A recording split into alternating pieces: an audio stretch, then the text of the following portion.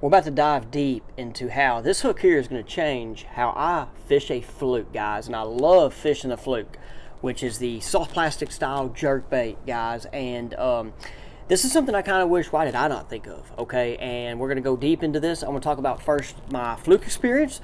Then we're going to go into how this hook can change how you can fish a fluke as well to catch more fish on your body of water through the upcoming months as we get into the summer, guys. Welcome to the Fishing Coach YouTube channel. Jimmy Easterling, I go by Coach E. And this right here is the Core Tackle Scamper rig. Okay, this rig here was designed by professional Major League Fishing Bass Pro Tour angler Matt Becker. Matt Becker 2 years ago won an Angler of the Year title. Matt, guys, won a tournament at Lake Murray on a fluke. Okay, now it's a lake that's a herring lake, and guys, if you do not fish lakes with herring, they act different. Okay, but still, this hook for you fishing a fluke will fit for you as it does for me, because my lakes don't have herring. Okay, so but what Matt did, let's talk about what he came up with this design and why he weighted it right there. Okay, so what this hook does is it has a little weight there, and what he did was have a trocar hook just like this, and he wrapped lead. Okay, and there's a video out there. I'm going to show some video clips here of Matt talking about it. He wrapped lead around it, and what it then did is when you have it in a fluke, that weight right there gives it just a little bit of different weight of your action. So after your fluke's out there shallow on a point or shallow up there on the bank and you're jerking it, it gives it a different darting action. And it darts different, it goes down and dips up, and it just gives it a different action. And like I said, he won a tournament at Lake Murray doing this after he kind of figured it out. And one thing I'll say as I get into me, I'm on the water a lot now, but Matt's been doing this tournament, been on the water a lot more than I have. When these guys are on the water more and there's something that's not working anymore, like just fishing a fluke traditionally. Like for me, I normally fished it with a DWG hook or an offset worm hook, and there were times where I catch them really good with it, but then I'm throwing them at fish that are schooling, throwing them at their fish on the points, and this was pre-live scope days. And then they wouldn't bite, right? Like, and I'm like, man, and I would just keep going with it. Well, these guys that are on the water a lot start doing little tinkering things with these hooks, like what Matt did with which we're putting lead, just wire around the hook to kind of give it a different weight. And that's something there at Murray, which those fish are hard to catch at times when they're around them herring. It's just, I don't know it from experience, but they all talk about it, and people I know that fish them lakes share their experience.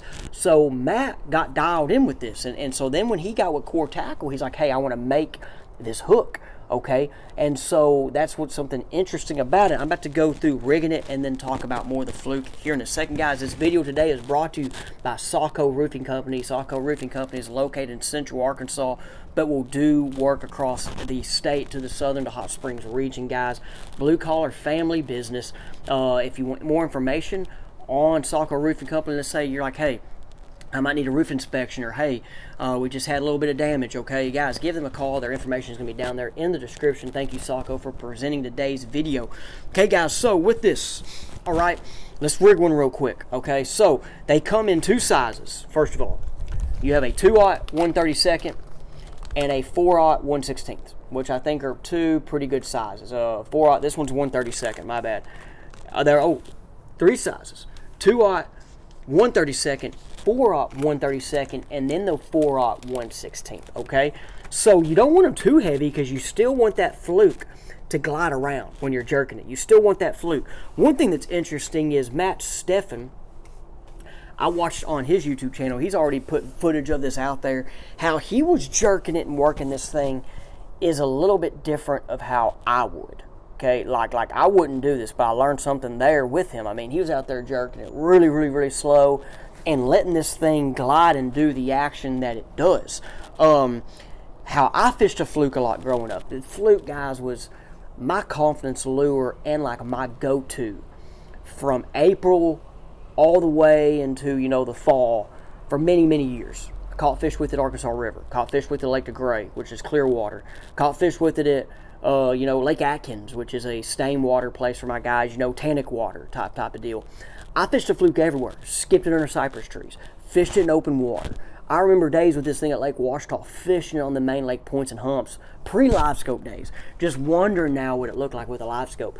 Throwing this thing out there, letting it count to 5, jerking it, or throwing it out there, working it real across the top, and them dudes just coming up and blowing up on it. So a lot of experience with the fluke. Lake de Grave and fishing the back of flats where there's brim beds. So I fished a fluke, guys, a lot. Okay, I'm talking a lot. And got to where I had different colors. I got a bag here, just flukes. And I always threw it, though, typically weightless.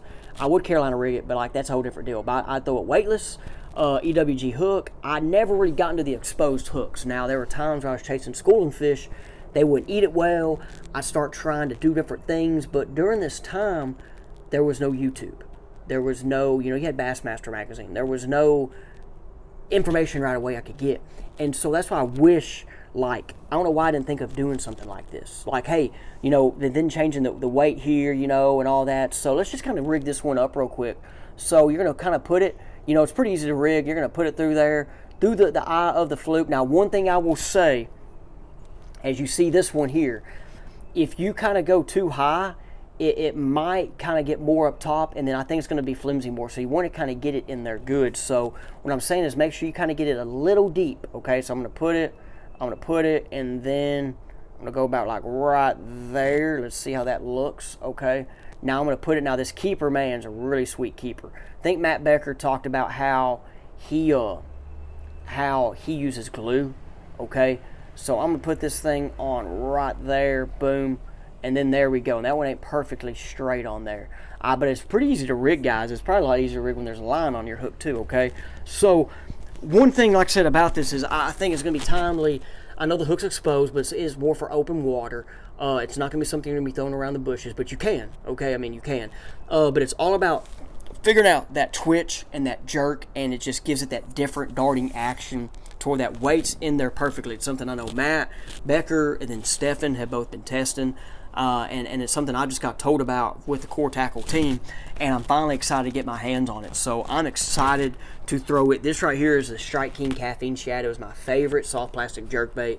Always has been. I have a couple other ones here. This is the X-Zone Lures. I like this one. This is the X-Zone Lures Whiplash Shad. See, it's a little longer than the Caffeine Shad. You can throw it. Last year I remember catching fish with this in April at the Gray on some on the water lessons, guys. But this one you can throw a little bit farther. This other one here, I love this one for Carolina rig, and this is the Pork Shad 2.0, V&M Pork Shad 2.0. That one floats a little bit, and that's one thing that I want to ask Matt Becker is like this fluke sinks. Okay, it sinks, and I don't know if he's throwing it on one that floats to where maybe if it floats, it darts better, or one that sinks to where, it's still going to help that darting action. So that's something we're going to be testing here as well, guys. But guys, I'm excited about it. Let me know what you think about the Scamper rig, okay? And like I said, I'm excited. I'm ready to go out there and test out in the waters. Let me know, guys, if you have tested it out yet yourself and what you think about this hook right here. Welcome to the Faith Juice part of today's episode, guys. And I don't really have a big plan, like a message for this, but I do. Okay, I do, but I don't. I meant to have scripture ready for this one, but I don't. But we're about to just wing it. Okay, and I'm going to wing it. I'm going to say thank you, everybody, for watching this part of the episode and leaving me feedback on it. It means a lot. But I had something happen with my Faith Juice. Okay, someone that watches that, not really big fisherman, but I go to church with him. Okay, and he might watch this one. But guys, and this goes to all of us now, men, ladies, kids. We're going to talk about accountability, and the Bible talks about it, and it shares how us amongst believers are supposed to be accountable to each other. But also, like if you have people around you that are not believers, you can be accountable to them. And accountable is something we taught our kids in football, baseball, track when I coached. We'd always ask kids, how accountable are you? And then it even went into going like, how are you going to be when the lights are on? If you can't handle practice, if you can't make it to here on time, this, that, the other, how can I trust you when the lights are on? So with this, and this kind of, I was like, man, so, and it hit me, like, it bothered me. And so we're going to talk about it because it's just, yeah, I appreciate you, who you're watching this, I'm talking about. So I did a Faith Juice a while back that I talked about putting the armor of God on and put that on every day. Well, I did it, then I missed 3 or 4 days. I just forgot. And I had somebody come up to me in church, said he loved the video, loved the Faith Juice, and said, have you put the armor of God on today? And it hit me. I was like, I've not.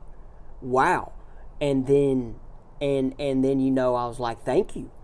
And I was kind of like, wow, that's a slap in my face. But then I was thankful because then since then I've been putting the armor of God on. Put it on yesterday with my kiddos when I got to watch them. Put it on this morning while driving and driving to the lake. And so I want to say thank you for being accountable. But guys, who are you? Are you being accountable? Are you holding others accountable? So there you go. Just today on the Faith Juice segment that's what I wanted to share. Once again, appreciate you guys that watch the videos, leave me the feedback, or watch this part of the videos and leave me the feedback. It means a lot. It's very encouraging. Guys, we'll see you on the next one.